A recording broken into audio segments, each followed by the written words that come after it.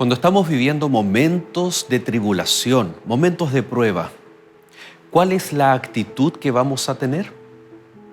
Humanamente, tal vez podemos volvernos orgullosos, egoístas, pensar solamente en nuestro dolor, en nuestra aflicción. O por otro lado, podemos volvernos más humildes, más enfocados en la voluntad y los propósitos divinos. En la palabra de Dios hay un texto que dice que debe haber en nosotros el mismo sentir que hubo en Cristo Jesús. Así como una semilla tiene que morir para producir vida, o como un sacrificio que debe ser quemado, consumido, para ser agradable delante del Señor, debiera ser esa nuestra actitud que la palabra de Dios nos recomienda en medio de nuestras aflicciones. Te invito entonces a que juntos podamos estudiar este interesante tema aquí en Lecciones de la Biblia.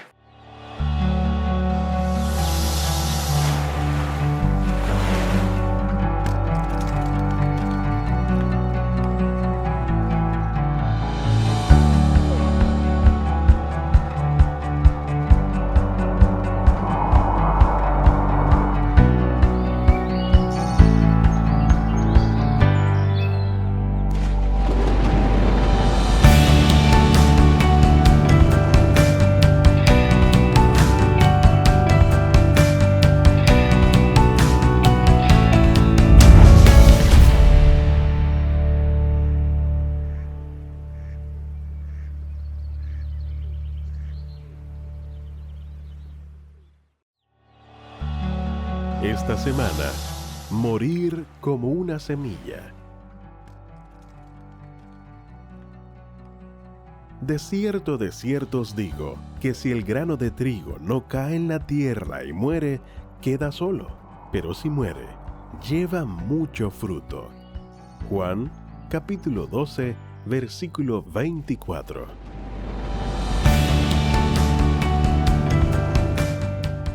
Un cordial saludo, queridos amigos, a un nuevo capítulo de Lecciones de la Biblia. Ya este es nuestro penúltimo capítulo.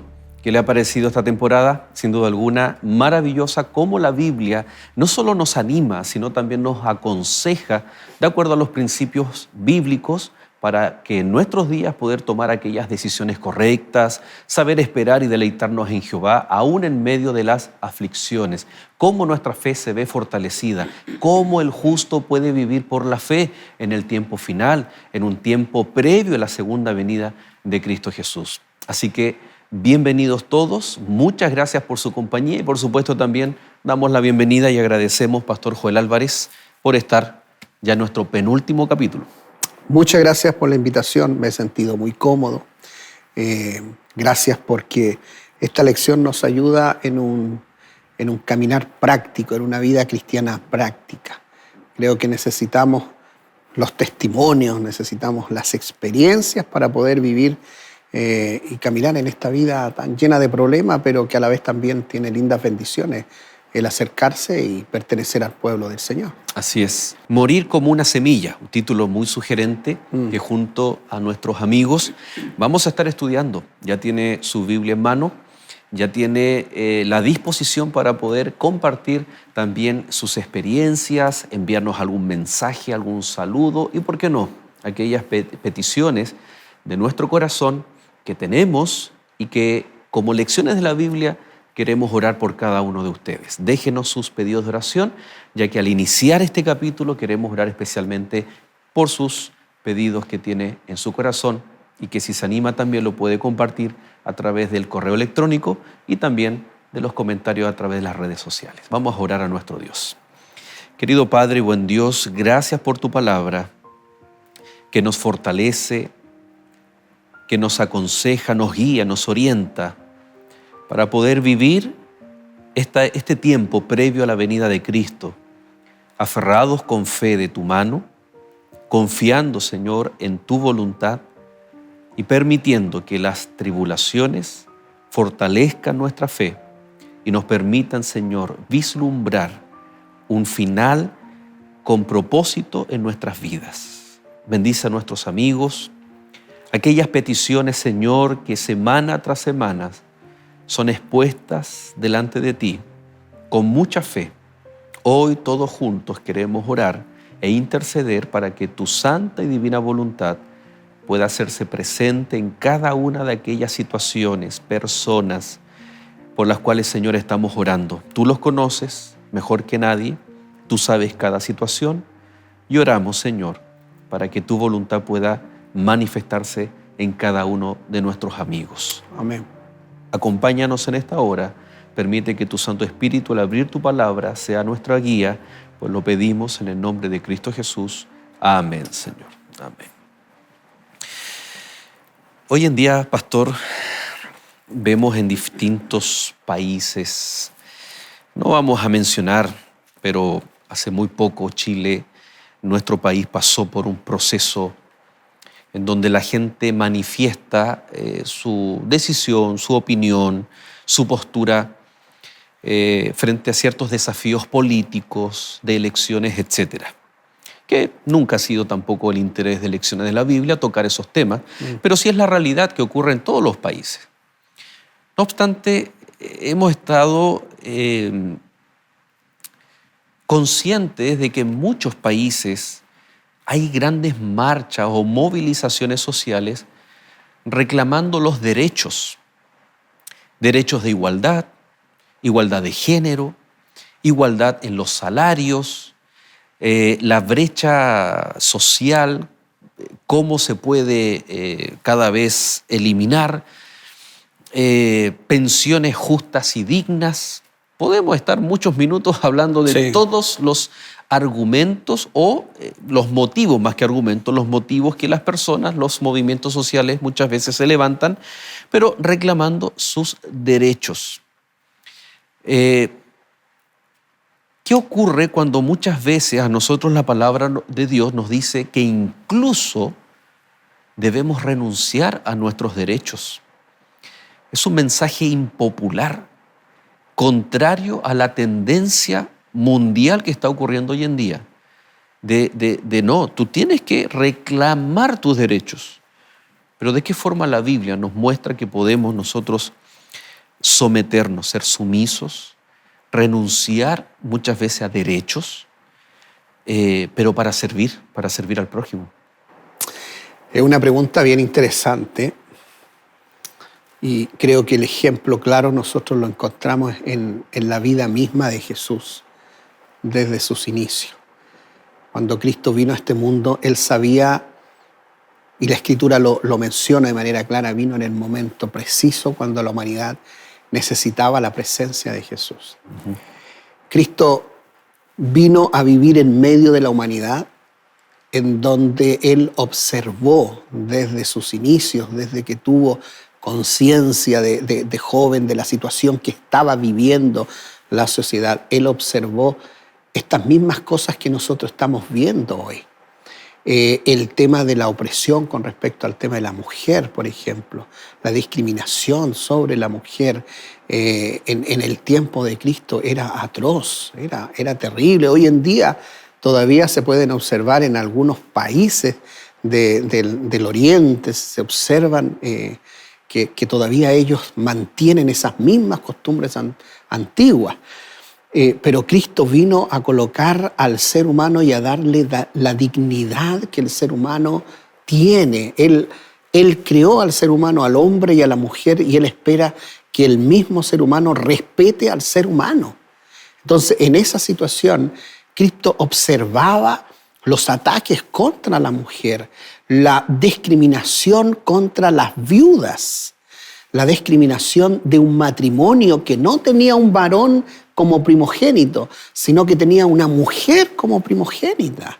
Vemos en el Antiguo Testamento, en Isaías, en Amós, Oseas, los mensajes fuertes para el pueblo de Dios cuando tenían injusticias sociales, ¿no? Claro. Problemas, por ejemplo, problemas de salario, problemas en el trabajo. El que era pobre. Iba a ser muy difícil lograr ser rico con la cantidad de impuestos que tenía que pagar ahí en el tiempo de Jesús. Ahora, Jesús, ¿por qué digo yo? Uno de los mejores ejemplos del respeto de Cristo en su vida hacia la sociedad y hacia lo que estaba establecido, porque Cristo no produjo un movimiento social, por decirlo así, para irse en contra de Roma, que era lo que los discípulos querían hacer y los dirigentes también que estaban ahí al lado. O sea, si Cristo levantaba este movimiento para atacar Roma, incluso algunos decían, si nuestra gente ataca y muere en manos de los romanos, Jesús hizo un milagro, resucitó muerto, por lo tanto puede sanar la herida de los soldados. Otros decían, si hay problema de hambre y no tenemos que comer, el Señor multiplicó, entregó pan y peces y alimentó a la muchedumbre. Sanó de los problemas de enfermedad, por lo tanto Cristo debe ser el rey. Y así comenzó ese movimiento, pero Cristo les dijo que el reino no era acá, que Él tenía una cosa mucho mejor para el ser humano que tratar de arreglar una situación ahí netamente local. Y esa es la clave, no es que nosotros no estemos a favor de los derechos humanos, de todo lo que hoy en día la sociedad está reclamando, ¿no? La igualdad, derechos,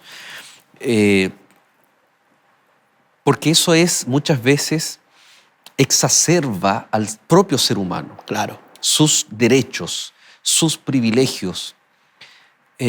Pero Jesús, partamos por eso, ¿no? Que el cristiano, de acuerdo a lo que usted menciona, ¿no? Que Jesús denunció, el Antiguo Testamento también denuncia la injusticia social. Claro. No obstante, Pablo, ahí en Filipenses capítulo 2, a partir del verso 5, ¿no? Un texto extraordinario. Sí. Haya pues en vosotros este mismo sentir que hubo en Cristo Jesús, el cual, y podríamos ahí parafrasear, renunció a su derecho. Para salvar, para rescatar, renuncia a su derecho. La pregunta es, cuando nosotros queremos predicar el Evangelio, servir a otras personas, seguir el método de Cristo, ¿estamos dispuestos a renunciar? ¿Y de qué cosas nosotros debemos renunciar? ¿O morir, como dice la lección? Claro, nuestros amigos que están en casa ahí viendo por medio de la televisión, bien podrían ellos contarnos sus lindos testimonios sobre las renuncias por haber aceptado esta fe. ¿Cuántos de los amigos han dejado familias, han dejado trabajos, han dejado incluso esposa o esposo por llevar adelante este mensaje y esta predicación? Porque Cristo está realizando una labor maravillosa, pero Cristo no les enseñó a sus hijos, a sus seguidores, a apartarse de la gente o discriminar a la gente porque aceptaste un mensaje especial. Al contrario, la Escritura nos insta a que nosotros debiéramos trabajar a deshoras, por decirlo así. La madre, orar, llorar para que sus hijos conozcan la verdad. La esposa, ganar al esposo. Porque el Señor no quiere llevar a la salvación o no quiere salvar solamente a uno, quiere salvar a la familia completa. Entonces, la renuncia que nosotros hemos hecho en diferentes cosas de la vida por aceptar este lindo mensaje va a ser recompensado ¿con qué? Con la paz y la tranquilidad y el vivir eternamente al lado de Cristo, recibiendo sus bendiciones por la eternidad. Así es. Es como el inverso, ¿no? Porque el texto dice, aún siendo igual al Padre, no consideró esto como cosa que aferrarse, sino que se despoja. Claro. Cuando hoy en día el ser humano reclama igualdad, y está bien, entre el hombre y la mujer, temas de los salarios, y está bien. Pero vemos a Cristo que Él se somete y toma una posición de desigualdad. Ya no es igual al Padre, ahora es igual al ser humano. Muchas veces pensemos en un trabajo de lunes a viernes, pensemos, ¿por qué no?, en un colegio adventista, ¿no? Y de pronto vamos a tener una actividad el día lunes, una actividad espiritual, un programa bonito.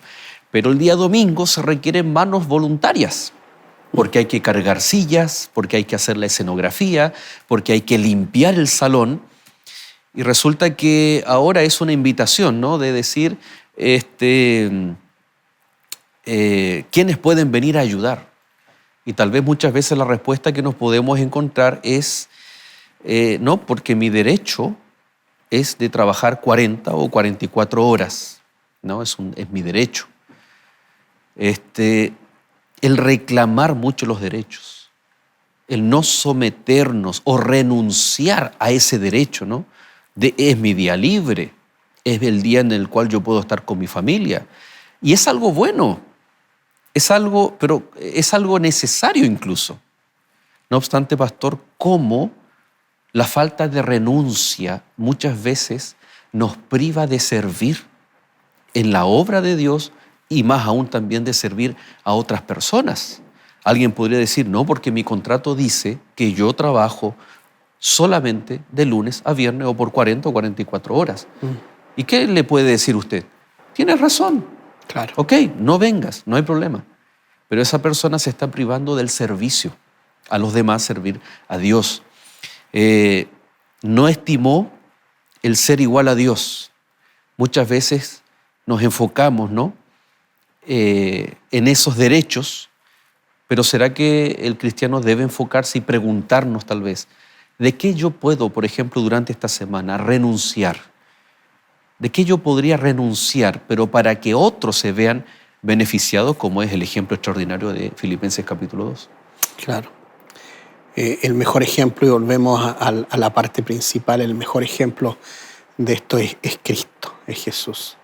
Cuando Jesús hablaba con sus discípulos, hablaba con la gente, cuando le hablaba de experiencia, porque le conversaba de la experiencia, de lo que él también experimentaba y vivía ahí en carne propia. El tema, por ejemplo, Jesús habla sobre la semilla, por ejemplo, que debe morir para después dar fruto. Jesús fue carpintero. Jesús trabajaba en la madera, como también tenía habilidades para construir casas. Algunos comentadores adelantan con respecto a esto, dicen que Jesús pudo haber trabajado junto con su padre en uno de los proyectos que había para la construcción de una villa muy cerca de Nazaret.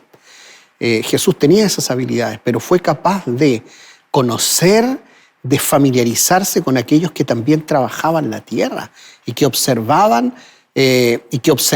cómo el sacrificio, la perseverancia lograba que el fruto, que esa semilla que moría diera un fruto maravilloso que después se convertía en el pan que ellos iban a disfrutar. Una muerte para vivir, para producir más aún, ¿no? Claro, a veces es necesario morir para poder observar los frutos que el Señor puede hacer en nosotros. Así es. Y bueno, antes de hacer el primer alto en nuestro programa, queremos invitarte a algo muy especial. Coméntanos, cuéntanos, queremos saber tu testimonio de qué cosas al aceptar a Cristo Jesús tuviste que renunciar. ¿Renunciaste tú a algo, a alguien, tal vez? Bueno, cuéntanos, porque eso nos fortalece, especialmente a aquellos amigos que están tomando decisiones por Cristo Jesús. Tal vez les vas a animar para responder a esa invitación que Jesús siempre les hace, para que ellos también puedan renunciar, pero para vivir una nueva vida que la vamos a estar comentando en nuestro siguiente bloque. Ya volvemos.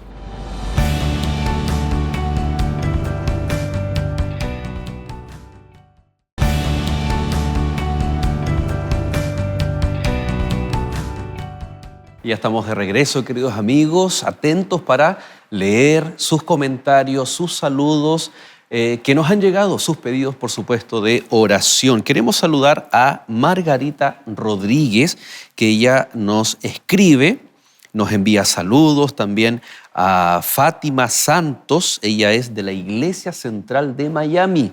Un cariñoso saludo a todos nuestros amigos, hermanos de la Iglesia de Miami, especialmente a nuestra amiga Fátima. Inés Flores también nos está escribiendo. Ella envía también sus saludos, sus peticiones, ¿ya? Especialmente estamos orando por Giovanni, ¿ok? Inés, gracias ahí por tu pedido de oración. Tenemos también y queremos saludar a Nélida Mora. Ella también nos ha enviado varios mensajes saludándonos, mostrándonos también aquellas peticiones que desea que podamos juntos estar orando. Claudia Techera, desde Uruguay. También muchas gracias, Claudia. Priscila Tolosa también nos está escribiendo, Sebastián Guisi desde Mendoza, Argentina, y así tenemos muchos amigos, Mirta Araya, que también nos escribe, Nélida Mancuello desde Paraguay, Margot Silva, y así sucesivamente tenemos a muchos amigos que nos están escribiendo semana tras semana. Y por último, queremos saludar a Yadira Borges Pérez, que ella también expresa su pedido de oración, pero a la vez que tiene fe y confianza en nuestro Señor.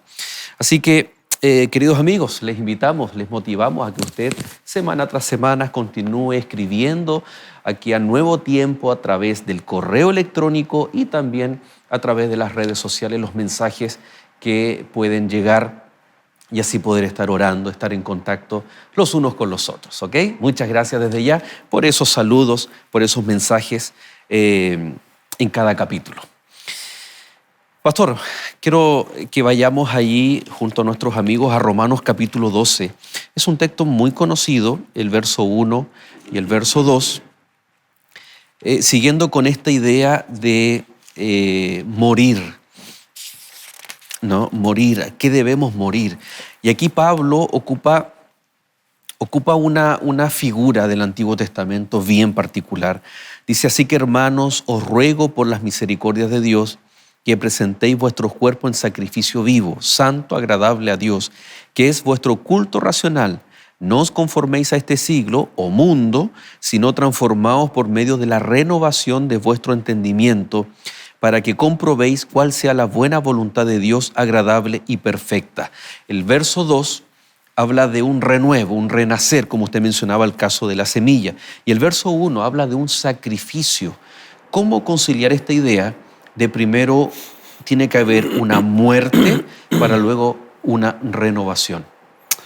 Bueno, aquí quien está escribiendo es Pablo y está muy identificado con el tema de los sacrificios.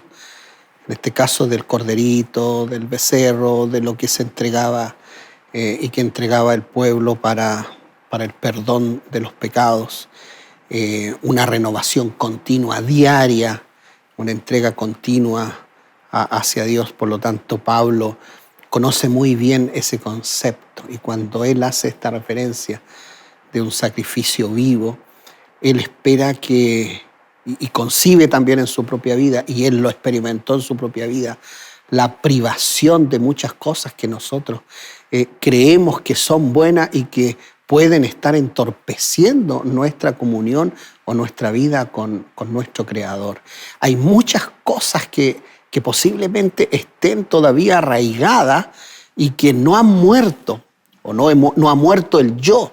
Entonces, florece continuamente esto y a la vez también entorpece la presencia del Espíritu Santo para trabajar en la vida del cristiano cuando nosotros ponemos nuestra, por decir así, las cosas de la cual nosotros vivimos y nos enorgullecemos. Muchas veces estas cosas las ponemos por sobre lo que Dios puede hacer en nuestra vida.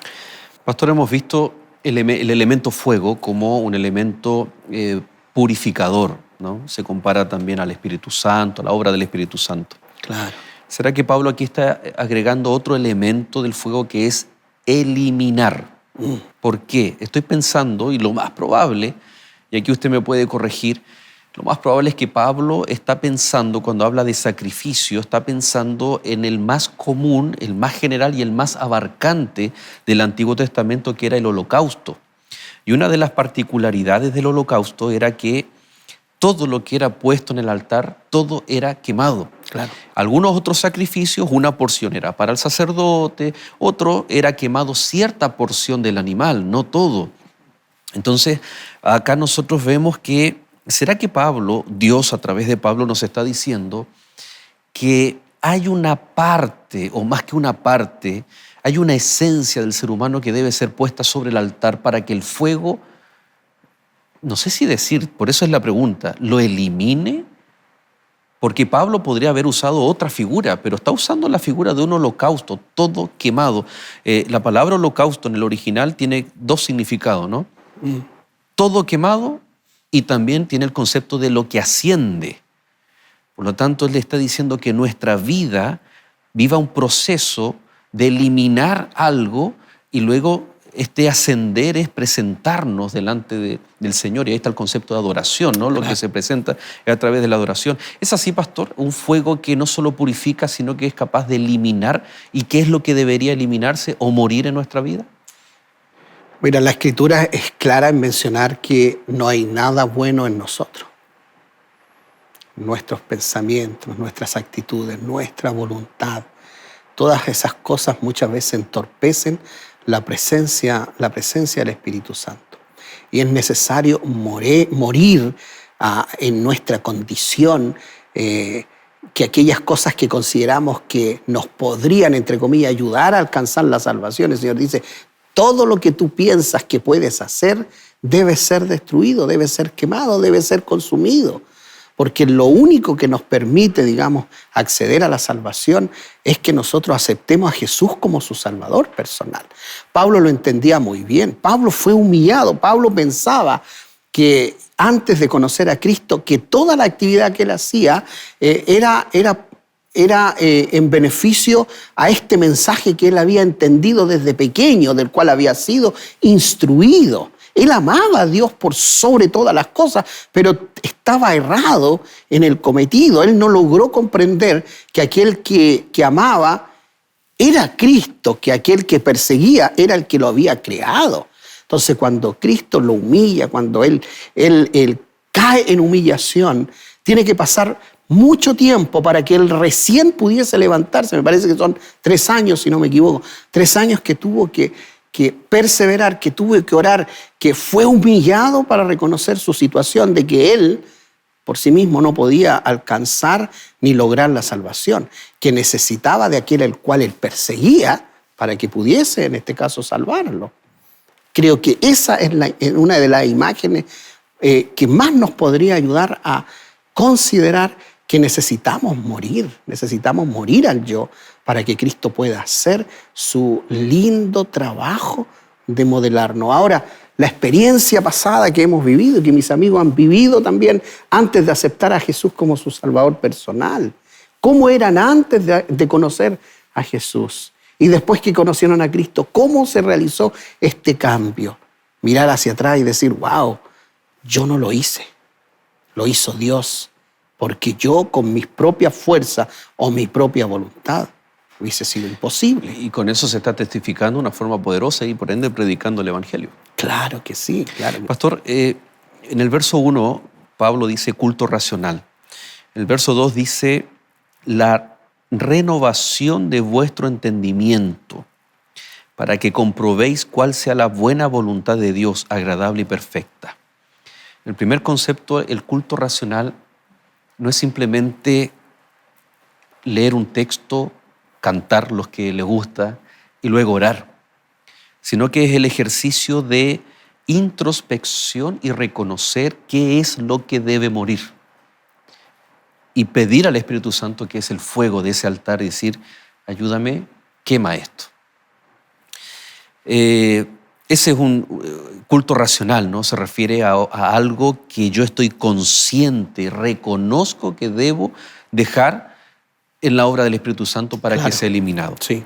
Y hay otro elemento, pastor, dice, cuando hablamos el capítulo anterior, ¿no? Esperar en Jehová, saber y tener la plena convicción de que la respuesta de Dios es la voluntad de Dios, o tal vez lo que estoy pidiendo, si está conforme a la voluntad de Dios. Y aquí Pablo dice que debe ser renovado nuestro entendimiento para comprobar cuál es la buena voluntad de Dios. Esto es clave para pasar por medio de los crisoles, ¿no?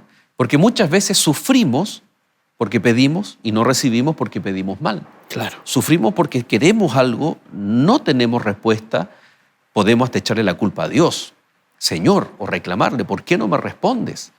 ¿Por qué no me ayudas acá? Sufrimos cuando no vemos que son suplidas nuestras necesidades, pero resulta que tal vez no tenemos idea cuál es la voluntad de Dios, porque no hemos hecho este ejercicio de pedir, de poner el yo, que muera el yo, eliminar, pues sacarlo por delante y poder reconocer cuál es la voluntad divina. Claro. La experiencia de Abraham me parece que es una de las experiencias que nos ayuda. Primero, traumante para él, la familia. Bueno, en este caso sabía él solamente en el caminar hacia el sacrificio de Isaac. Abraham podría no haber considerado que quien le estaba hablando era Dios. Porque cuando Dios le dice que debe tomar a su hijo, su único hijo, y llevarlo a un sacrificio, Abraham sabía que los mundos paganos, que los pueblos paganos sacrificaban a sus hijos, que de vez en cuando tomaban a los primogénitos y los ponían sobre los brazos encendidos de los dioses para que estos se quemaran vivos ahí en el fuego, mientras la gente saltaba de alegría, aplaudiendo, totalmente descompuesto el ser humano ahí, agradando a un Dios completamente pagano. Abraham había observado eso. Y cuando escucha la voz de Dios, que Dios le dice que debe llevar a su hijo, él entiende y comprende que quien le estaba hablando era Dios. La autora Elena de White dice que en el caminar y en el trayecto Satanás lo tentó diciéndole: no puede ser Dios quien te esté hablando, porque ¿cómo va a ser lo mismo que hacen los otros paganos? Por lo tanto, esa comunión que tenía Abraham, ese amor que tenía Abraham para con Dios, llegó a un punto en que Abraham logró reconocer cuál era la voz de Dios y cuál era la voz de Satanás. Ahora está el tema de la voluntad, porque la Escritura nos explica, nos dice que incluso la voluntad mía debe ser sometida a la voluntad de nuestro Creador. Cuando lleguemos a tener una experiencia maravillosa así como la tuvo Abraham, vamos a saber identificar la voluntad directa de Dios. Interesante, ¿eh? ¿Cómo saber si estoy en condiciones o tener esa percepción para identificar, discernir la voz de Dios, su voluntad? Pastor, ¿cuál es la principal razón? Hemos hablado de la muerte del yo. Por ende, ¿cuál es la principal razón por la que no podemos escuchar la voz de Dios? ¿O no la discernimos? Claro. Cuando nos escuchamos a nosotros mismos, cuando estamos en una situación de separación que no nos permite identificar si ese es el camino que debemos caminar o no, y estamos en la confusión. ¿Cuándo sucede eso? Cuando hemos tomado nuestra propia vida en nuestras propias manos. Cuando le hemos dicho al Señor: Señor, mira, estas cosas las voy a arreglar yo por mi cuenta. Mira, encárgate de mis hijos, encárgate de mi familia. Y fíjate que muchas de las oraciones que hacen los cristianos y que hacen algunos cristianos es: Señor, bendice a mi familia. Señor, encárgate de mis hijos. Señor, cuida a mis padres. Pero la oración de: Señor, cambia mi vida. Señor, protégeme a mí. Señor, haz parte, tú hazte parte de mi vida. Esa oración parece que no se realiza. Entonces, a veces queremos pedir por los otros porque creemos que los otros sí deben cambiar, pero no nos miramos a nosotros mismos, que nosotros sí necesitamos tener un cambio. Ahora, cuando nos encontramos en una situación así como tú mencionaste, que sea un culto racional, o sea, la capacidad de pensar, de razonar y de identificar que estamos en peligro, recurrir a la Sagrada Escritura. Es lo único que nos puede llevar en el camino hacia el tema de la perfección. Así es. Hay cosas que son bien prácticas, pero que denotan un problema de fondo. Sí. Y nos puede pasar a nosotros, ¿no? Usted ha conocido a personas o de repente a nosotros también se nos sale la frase: yo siempre tengo la razón. ¿Viste? Te lo dije. O muchas veces podemos decir: tengo un presentimiento. No, voy a hacerle caso a ese presentimiento. ¿Qué denotan esas frases muchas veces? Bueno, vamos a llevarlo a un plano bíblico, espiritual, y que muchas veces puede ser inofensivo, pero tal vez está denotando esa autosuficiencia que estábamos mencionando. Hacemos un alto y ya regresamos.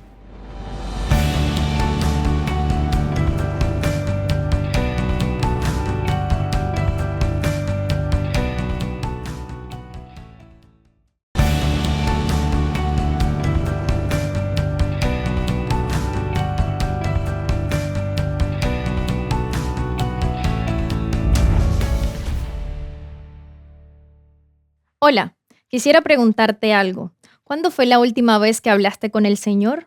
¿Sabías que al leer su palabra te comunicas con Él?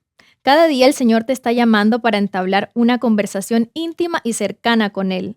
En las Sagradas Escrituras ha dejado indicaciones precisas para que sepas la manera correcta de llegar a Él. Descubre más solicitando la guía de estudio La Biblia Habla. Escríbenos a los números que aparecen en pantalla y la enviaremos totalmente gratis hasta tu hogar. Te estaremos esperando.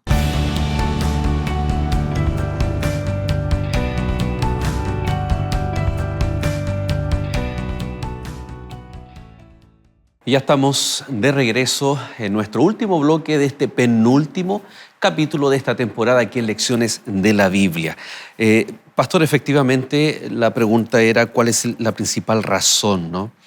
Y muchas veces cuando en términos prácticos escuchamos o nosotros mismos decimos yo siempre tengo la razón, hazlo así. Me llama la atención cuando en el primer libro de Crónicas, David tiene que enfrentar a los filisteos y dice textualmente, y David consultó a Jehová. Y Jehová le dice, ve, sube en contra de los filisteos. Hubo victoria ese día, los filisteos salen huyendo, pero dice que se volvió a rearmar el ejército de los filisteos y volvieron a subir. Y lo más lindo de ese texto es que dice, y David volvió a consultar a Jehová. Y esta vez Dios le revela y le dice, no subas, sino que ve por detrás, rodéalos y atácalos por atrás. David perfectamente podría haber dicho, no, lo vamos a hacer de esa forma. Ya consulté con Dios la primera vez. Yo tengo la razón. Hagámoslo de esta forma. Pero David volvió a consultar. Muchas veces, pastor, ¿será que yo siempre tengo la razón? O tengo un presentimiento, el foco está en lo que yo estoy analizando, no lo que yo estoy dispuesto a escuchar de la voz de Dios. Muchas veces eso está denotando una falta de confianza, una falta de fe o una autosuficiencia en nuestra vida. La experiencia cristiana nos ayuda, en nuestro caminar cristiano nos ayuda a entender cómo ha sido este proceso de cambio en la vida de cada uno. Cuando nosotros nos enamoramos, cuando nosotros estamos buscando, bueno, yo estoy casado, tú estás casado. Felizmente. Felizmente. Cuando estábamos buscando a aquella que nos iba a acompañar durante toda la vida, éramos capaces nosotros de identificarla por la forma de hablar. Y nuestros amigos también pueden ir haciendo esa reflexión. La forma de caminar, aunque viéramos la silueta de lejos, sabíamos que era ella, o que era él en este caso de las damas. Palabras o frases, incluso escritura, éramos capaces de identificar y decir, es la letra. Ella es la letra de quien yo amo, de quien yo quiero. Esta relación es la que tiene que mantenerse y tiene que realizarse en la experiencia con Cristo, en la experiencia con Dios. Aprender no solamente a escuchar su voz, sino que aprender a leer y saber que lo que estamos leyendo lo escribió Él. Esas experiencias diarias y continuas nos ayudan a acercarnos cada vez más al Señor. El tema está en que muchas veces queremos tomar nosotros el control de nuestra propia vida y no preguntar o no decir, Señor, ¿es el camino correcto que debo caminar? ¿Es hacia allá donde yo tengo que ir? ¿O tú tienes otro plan? A veces solemos decir, no, yo voy a caminar por esto. El Señor me tiene que ayudar en el camino. Si yo voy para allá, el Señor me tiene que ayudar. Si yo voy a meterme a un lugar peligroso, el Señor me va a cuidar. Entonces, en vez de fe, entramos en un tema de presunción. Presunción, claro. Entonces, no podemos caer también en el otro extremo. El Señor nos va a ayudar, el Señor nos va a libertar, el Señor va a estar con nosotros, nos va a sacar de la situación difícil, pero es doloroso cuando yo tomo mi propia voluntad y lo hago yo como yo quisiera. Ahora, La Biblia identifica a Dios como Padre. Nosotros como padres somos capaces de decirle al hijo pequeño, mira, si vas para allá te vas a caer, si vas allá y tocas osos te vas a quemar. No es porque nosotros veamos el futuro, sino porque nuestra experiencia nos ha ayudado a entender que las decisiones, muchas de las decisiones que tomamos pueden ser en este caso dolorosas, y para apartar al chico del dolor le decimos con anticipación, pero el muchacho mira si el papá está mirando, toca la estufa y se quema, llora, pero no te dije yo. Bueno, la Escritura nos enseña que nuestro Padre Celestial actúa también en base a esa misericordia y a esa visión. Así es. Permítame, pastor, para nuestros amigos que tienen el material de apoyo de lecciones de la Biblia, que este último bloque estamos comentando acerca de los principios, ¿no? Estamos extrayendo las ideas de la historia de Samuel, el pequeño Samuel versus los hijos de Elí. Y también la autosuficiencia y la falta de paciencia de Saúl, del rey Saúl, ¿no? Pastor, hay una declaración aquí que yo la destaqué. Dice que el Espíritu Santo no habla por el simple hecho de transmitir información. Habla para obtener una respuesta. Por lo tanto, si no hay disposición a escuchar o a cambiar o a buscar una respuesta, el Espíritu Santo guarda silencio. Qué interesante ese concepto que muchas veces nosotros no lo consideramos, ¿no? El Espíritu Santo guarda silencio cuando nosotros no estamos dispuestos a escucharlo. El Espíritu Santo nunca nos va a faltar el respeto. El Espíritu Santo nunca va a ir por sobre nuestra propia voluntad. Él no va a tomar el control si yo no quiero permitirle que Él tome el control de mi vida, porque Él es muy respetuoso en el tema de que como persona puedo tener libertad también para elegir. Ahora, puede que el Espíritu Santo permita y me deje, actuar, cometer errores, pero incluso en esa situación el Espíritu Santo nos llama y nos vuelve nuevamente a motivar para caminar en los caminos de nuestro Padre Celestial. Pero nunca vamos a ver a la divinidad faltarnos el respeto, por decir así, pasando por sobre nuestra propia voluntad. Es interesante porque como cristianos debemos desear escuchar la voz de Dios, desear discernir la voluntad de Dios. En esta lección hemos visto que es necesario esa muerte como una semilla, o en el altar como sacrificio vivo, para poder obtener esa disposición de escuchar y de entender la voluntad de Dios. En la historia de Saúl nosotros encontramos una secuencia, ¿no? Dice, vi, me dije y me esforcé. Cuando uno ve el detalle, no son cosas malas que Saúl estaba haciendo, pero porque en una dice, Saúl dice, me esforcé y ofreció sacrificio. Está en 1 Samuel capítulo 13, verso 12. Y alguien podría decir, pero ¿qué hay de malo en eso? Y aquí es que todo lo que él hizo son los riesgos de actuar independiente de Dios. Sí. Y hay un gran problema aquí, pastor, que yo veo que es la primera persona singular. Ya lo mencionamos, el yo, y aquí está en forma reflexiva el me. Me dije, me esforcé, o yo me siento de esta manera. El yo o el me es el peor enemigo de la dependencia de Dios. Es lo que alimenta el yo. Y qué importante es darnos cuenta, ¿no? De pronto uno escucha predicadores y uno dice, y es yo y mi experiencia, y yo, claro. Y yo hice. Y cuando el protagonista siempre tiene que ser Dios, Cristo. Y qué interesante que las pruebas a nosotros nos permiten que sea la tercera persona singular, que sea Él y no el yo el que prime nuestras vidas. Claro. Saúl es una experiencia de fracaso en fracaso.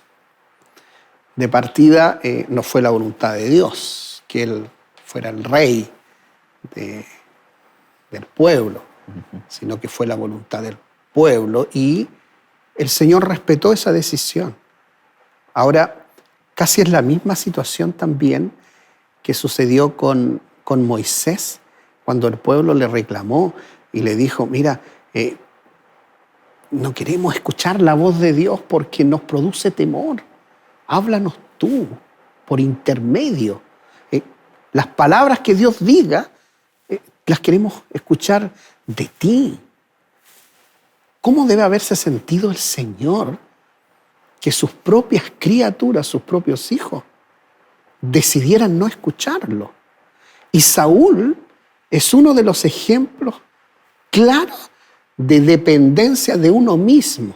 Saúl tenía muchas características físicas que hacían de un hombre interesante. Era un hombre inteligente, era un hombre alto, tenía aporte, era un hombre de guerra. Por lo tanto, muchas de las cosas que él tenía, claro, lógicamente en términos humanos, era la persona ideal para ocupar el puesto como rey. Pero Dios quería ser el rey del pueblo. Entonces, esta situación llevó a que Saúl dependiera de sí mismo a tal punto que cayó en la bajeza de consultar a los demonios por una situación que él quería de manera específica para ver que le fuera bien con respecto al tema de la guerra, de seguir conquistando o no. Y como se dice, y esa fue la gota que rebalsó el vaso, ¿no? Claro. Pero que denota toda una tendencia. No era la voluntad de Dios que él fuera el rey, pero aún así cuando el pueblo lo pide, Dios le provee. Sí. A través del ungimiento, el Espíritu Santo, que esté ahí la voluntad, pero cuando no estuvo esa disposición a escuchar, vemos que ahí él ocupó ciertas estrategias que no estaban dentro de los caminos de Dios. Y la pregunta podría ser, ¿cuántos de los que observaron la vida de este rey fueron capaces de ver que la decisión fue una mala decisión del pueblo de elegir a este personaje? Pastor, tenemos un texto en Romanos capítulo 6 que habla acerca de una nueva vida en Cristo Jesús. Probablemente la mayoría de nuestros amigos que sintonizan lecciones de la Biblia ya hayan experimentado aquello. Pablo dice que nosotros podemos morir, ¿no? Tal como Cristo murió y resucitó. Pablo está hablando ahí acerca del bautismo, ¿no? Y probablemente muchos de nuestros amigos cristianos, adventistas, han experimentado el bautismo por inmersión por agua en Cristo Jesús. En Juan capítulo 3 el Señor dice que es necesario a través del nacimiento de nuevo nacimiento a través del agua y del Espíritu. Claro. Tal vez, pastor, nos quedan los minutos ya para hacer una invitación a nuestros amigos y como estamos también ya cerrando nuestra temporada, hacer una doble invitación, primero a nuestros amigos que aún no han tomado la decisión por Cristo de entregar sus vidas a través del bautismo, que es morir a una vida antigua y nacer una nueva vida. Y los que ya hemos hecho, ¿será que ya no tenemos nada que hacer? La lección de esta semana nos deja un gran desafío también a los que ya hemos muerto a una vida antigua, hemos nacido en Cristo Jesús una nueva vida, pero ahí no está todo hecho.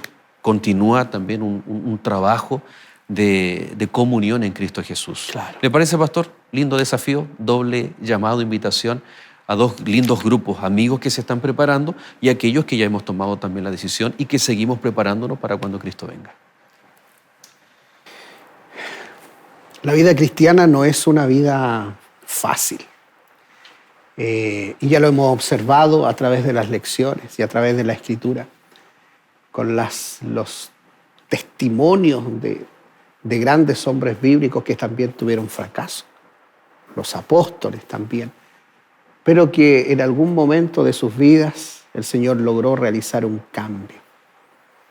A veces nos da miedo tomar decisiones para entregar nuestra vida a Cristo, porque antes de ir a Cristo pensamos que debemos ser perfectos, que debemos dejar de hacer esto u otro. Cuando Cristo nos toca en el corazón, cuando Cristo nos está llamando, cuando Cristo lo hace mediante la palabra, mediante estas reflexiones que tenemos de la Escritura y de la escuela sabática, cuando el Señor te está llamando, te está indicando mediante muchas experiencias que Él te llama para pertenecer a su pueblo, para ser hijo de Dios. El dolor más grande que podemos producir en nuestro Creador es que nosotros rechacemos esa invitación. Y el Señor persevera diariamente y a cada momento y toca tu corazón y te da experiencia de la cual tú no puedes negar que estuvo la presencia del Señor y que te estuvo llamando. No rechaces esa invitación. Si estás estudiando la Biblia, si estás estudiando algún curso bíblico y quieres tomar esa decisión, conversa con tu pastor. Dile que quieres bautizarte, que quieres tener una nueva vida en Cristo Jesús. Todos los demás problemas o aquellas ataduras que tengamos van a ser superadas con la presencia del Espíritu Santo, porque Jesús prometió que el Espíritu Santo nos ayudaría a llegar a la perfección. Y aquellos que hemos sido bautizados y que acarreamos polvo y problema en nuestra vida también cristiana, que a veces somos orgullosos, que a veces hablamos mal o que muchas veces ofendemos, etc. El Señor nos dice, bueno, está la Santa Cena para que puedas limpiar tus pies, sacar ese polvo. Y el cristiano tiene esa linda experiencia de morir también al yo, ahí humillarnos para que Cristo siga realizando la labor de limpiar nuestra vida. Te invito a tomar una decisión. Pero para eso vamos a orar. Vamos a pedirle al Señor que nos ayude a tomar esa linda decisión. Oremos. Amoroso Padre que estás en los cielos, tú dijiste, venid a mí todos los que estáis trabajados y cargados, que yo os haré descansar. También dijiste que ibas a preparar un lugar para nosotros, mansiones, para poder vivir, Señor, contigo eternamente. También mencionaste que se acabaría el problema del dolor, del sufrimiento, de la enfermedad y de la muerte. Señor, queremos pertenecer a ese grupo que quiere vivir eternamente con nuestro Señor Jesucristo. Queremos estar ahí cuando Cristo aparezca en las nubes del cielo y decirle, Señor, aquí estamos y está nuestra familia. Y cuando estemos contigo en la tierra nueva, podamos mirar hacia atrás y decir, Señor, si no hubiese sido por ti, a lo mejor no estaría disfrutando de la eternidad. Señor, ayúdanos a tomar decisiones para vida eterna. Ayuda a aquellos que están en conflicto o pasando situaciones difíciles. Lo rogamos solamente en el nombre poderoso de nuestro Señor Jesucristo, que se realice esa obra maravillosa del cambio en nuestra vida. Oramos en el nombre de Jesús. Amén. Amén. Muchas gracias, pastor. Gracias. Nos vemos en el próximo capítulo. El Ahí último estaremos. capítulo de nuestra temporada. Así que tú no te lo puedes perder. Y por supuesto quedas invitado a que continúes en la linda programación que Nuevo Tiempo ha preparado con mucha dedicación para ti, para tus seres queridos. Nos encontramos en un próximo capítulo de Lecciones de la Biblia. Que Dios te bendiga.